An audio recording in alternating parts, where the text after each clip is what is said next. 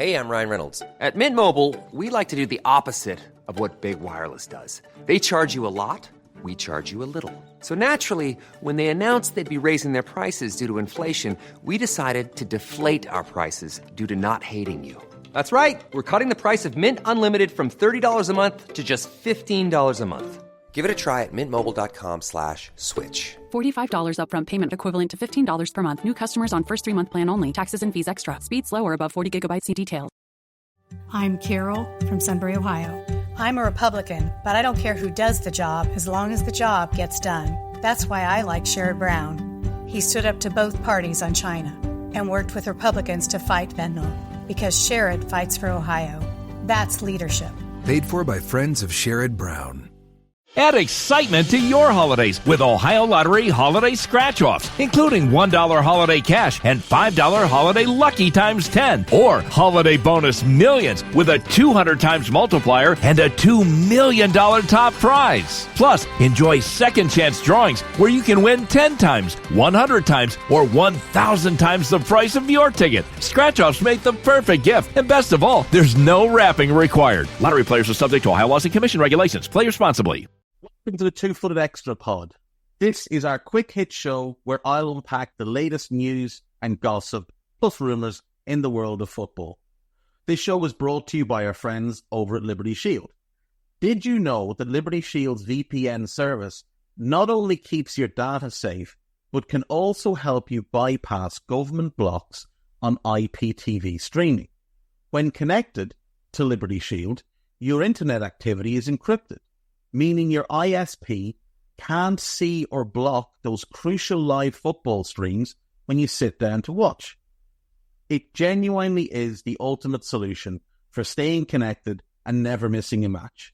Right now, you can save 25% by using the code EPL25OFF. That's EPL25OFF at checkout. All caps, no spaces. Oh, and one more thing. For more in-depth analysis on the biggest talking points from around the world of football, don't miss my main show, the Two-Footed Podcast, with new episodes dropping every single weekday. And if you want more from EPL Index, don't forget our Tad Predictable preview show or the Final Whistle review show recorded immediately after the big Sunday match. Now, let's crack on. What's good, boys and girls? Two-Footed Podcast Extra. Today is Thursday, October 31st. Hope you're all well. Hope you've listened to the normal Two-Footed today. If you haven't, please do. News. Right, Ruben Amorim is the story of the moment. So, he has said there will be clarification over his expected move to Manchester United after Sporting's game on Friday.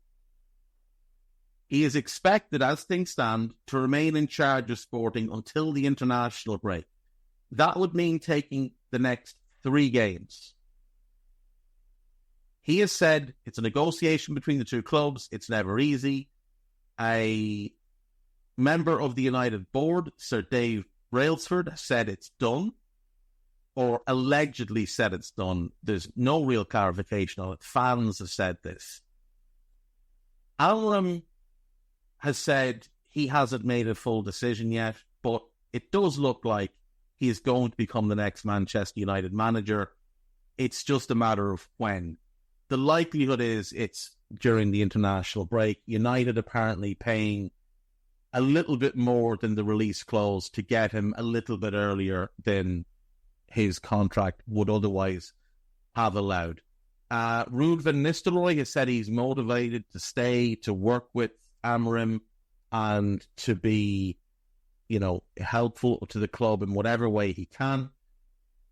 But there are also conflicting reports saying he may well leave. We'll see what happens. Pep Guardiola says Manchester City are in trouble. He says he only has 13 players fit. Seems like a stretch. You've got an academy full of elite level talent.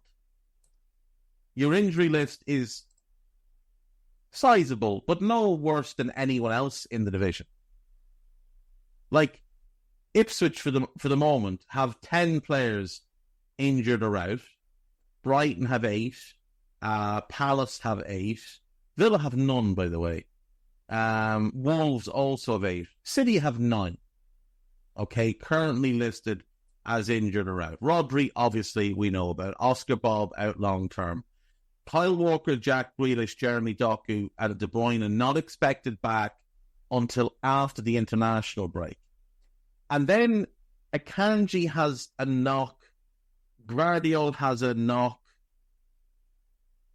Savinho, I'm not sure on. We'll see. He could be back. He could be out. We don't know yet. But, like, you've got the wealth of the world behind you. You've got a ton of quality academy players. I'm not going to feel sorry for Manchester City because other clubs have had to deal with this and worse for much longer than City have. So, find your river, Pep.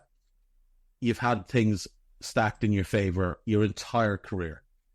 There's a good piece written by Tyrone Smith about Jimmy Thielen and Aberdeen and the way they're playing. So do give that one a read when you get a chance. It's entitled How Humble Thielen Has Made Life Perfect at Aberdeen. Do check that one out. Ange Postecoglou makes bold trophy boast. Ange Postecoglou boldly invited pressure on themselves at Tottenham with his recent boast that he always wins a trophy in his second season in charge. Well, look, they're in the quarterfinals of the League Cup. So it's very possible that they could win that competition. They're obviously in the Europa League. It's possible they could win that competition. There's still the FA Cup to come. Again, it's possible that they could win that competition. There are 3 wins from 3 in the Europa League. So Ireland is right to feel confident in his ability to bring a trophy to Tottenham. He's going to have 3 cracks at it. And for right now, 3 pretty good cracks. And another ACL injury in the Women's Super League. Naomi Mouchon of Leicester City out for the season with a torn ACL. She just joined in the summer. An injury picked up in training, which is never good. Interesting piece here, written by Neil Johnston about Aaron McGowan, who was playing for Northampton Town last year when his father passed away after a long illness. Do give that piece a read. It's a really good one. It's really interesting. There's also a piece about Steve Bruce responding to the tributes after the death of his grandson, which is obviously a horrible, horrible moment. I think that might be our lot in terms of news. So I'm going to go to break and come back with the gossip. Nice and prompt today.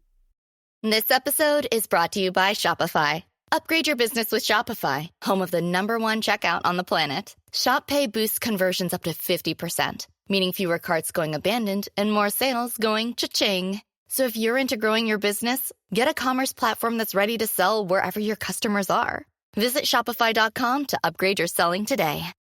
This is a PSA, or public sock announcement. Experts have declared Bombas socks as the best way to warm up chilly feet. These pairs are super cushy, soft, and designed for maximum coziness. Plus, for every pair purchased, another pair will be donated, so someone in need of essential clothing can stay warm this winter. Go to bombas.com/Spotify and use code SPOTIFY for 20% off your first purchase. That's BOMBAS.com/Spotify and use code SPOTIFY at checkout. ¿Hablas español? Sprichst du Deutsch? Kann du Norsk? If you've heard that sound from Babbel before, I bet you do. Babbel is the science-backed language learning app that actually works. With quick 10-minute lessons handcrafted by over 200 language experts, Babbel gets you on your way to speaking a new language in just a few weeks. With over 16 million subscriptions sold and a 20-day money-back guarantee, just start speaking another language with Babbel. Right now, up to 55% off your Babbel subscription at babbel.com/Spotify podcast. Spelled BABBEL.com/Spotify podcast. Rules and restrictions may apply. Right, welcome back. So, Ruben Amorim has already discussed his transfer plans at Manchester United and does not see Anthony, Casemiro, Christian Eriksen or Victor Lindelof as part of his plans. Now, the source on this is Team Talk, as we know, unreliable. Anybody could look at United's squad and say he probably doesn't want any of them. Casemiro I could see playing for him for the rest of the season, but we all know Casemiro's not there long term. Lindelof, I could see him being a backup centre-back, but that's about it. United's bid to secure the services of Amorim has hit a snag after Sporting demanded $4 million for his staff on top of his own release clause. Now, this could get interesting. This is Paul Hurst and Charlotte Dunker in the Times. So we'll have to see what happens with this one. Amorim accepts he may be forced to wait until the next international break. We know that already. That's fine. West Ham's decision not to appoint Amorim in the summer was down to his lack of experience managing a big club. That's a lie. That's an absolute lie. He did not even get offered the job because he had no interest in taking the job. West Ham was only ever Ruben Amorim making a bad decision, making a very bad decision to try and force Liverpool's hand. Amorim thought he was getting the Liverpool job, then it hit some sort of weird snag. Don't know what happened, don't know why. All I know is on the Friday, local journalists were telling people privately, Amorim is going to be Liverpool manager, it will be announced next week. And by the Sunday, it was Arne Slot. So, I don't know. He then tried to force Liverpool's hand with the West Ham shenanigans. It backfired in his face. But the whole thing, West Ham were only ever a pawn. And they did not turn down the opportunity to appoint him, no matter how much they want to lie. Barcelona are interested in Rafael Leao. That could be interesting. Lamine Yamal one side, Leao the other. Now, Rafinha's in great form, but you take Rafael Leao. I don't think they've got the money to do it. They very clearly don't have the money to do it, but it would be a good fit.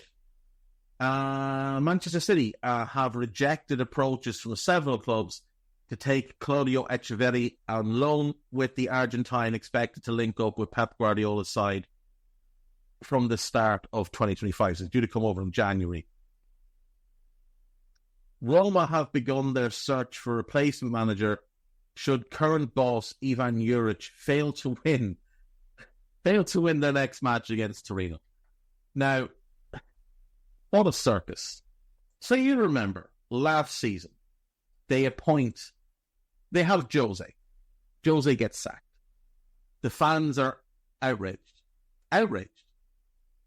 Jose's wildly popular with the fans, so the club decide they need to appoint someone who's more popular. So they appoint Daniele De Rossi, who had not shown he was a good manager, but was insanely popular with the Roma fans for obvious reasons. He comes in, he does a really good job. They give him the job permanently, and they make a big fuss of the fact that this is our manager. And on the 18th of September, they sack him.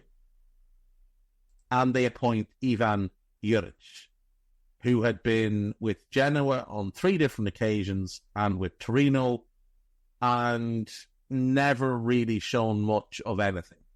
Some exciting football, but results were not his friend. In his 8 games so far, he's won 3. 2 draws and 3 defeats, and they sit 11. It would be hilarious, but also very Italian if they were to sack him now.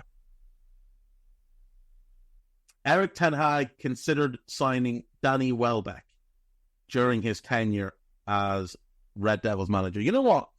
If he'd signed Welbeck instead of Xerxes as a mentor for Højlund, I think that could have worked, but not as well as Xerxes, because then you've got 3 and 2 of them are young and need to play. And Brighton are already kind of in that situation where they've got young strikers that are not getting games because Danny Welbeck is playing very well at the moment. West Ham will struggle to progress their interest in Ademola Lookman, with PSG favourites to sign him. He's not good enough to play for PSG. Rarely do you see a player. I really like Ademola Lookman. I've been a fan since he was at Charlton. I thought Everton made a massive cock-up by letting him go so easy. He's not good enough to play for PSG. He's become the most overrated player in Europe because he did brilliantly in the Europa League final, but he wasn't particularly great all of last season. Real Madrid will consider a move for Pedro Porro if they cannot sign Trent Alexander-Arnold. That makes sense. Clubs in the Saudi Pro League remain keen on signing Vinicius Jr., hoping the player will be fatigued with European football after his Ballon d'Or snub. That is utter horseshit. Thomas Muller is interested in a move to MLS when he leaves Bayern Munich. I could 100% see that. Would make a lot of sense. I also just think he could retire. Sunderland will fight to retain the services of Chris Rigg, who is wanted by Manchester United and Chelsea. If Chris Rigg has good advisors around him, he will not join either of those clubs. And finally, Napoli are continuing negotiations with Kvicha Kvaratskhelia over a new contract which would include an £84 million, which is €100 million, release clause. Now, Napoli are absolutely flying in Serie A at the moment, and it looks like Antonio Conte is just going to run away with the league again. They're 4 points clear of Inter. Only lost once, one draw. Best defence in the league, scoring at a decent clip. And Kvicha is playing really, really well. He's got 5 goals and 2 assists already in less than 700 minutes of league action. And he looks like the player that tore the league apart 2 seasons ago when he was Footballer of the Year in Italy. You have no idea how much I want Liverpool to sign him. Of all the players out there, he's the one I want most, and it's not even a position of need. I love watching that guy play football. Right, that's going to do me for today, folks. I will see you all tomorrow. Take care of yourselves. Bye-bye. This podcast is part of the Sports Social Podcast Network.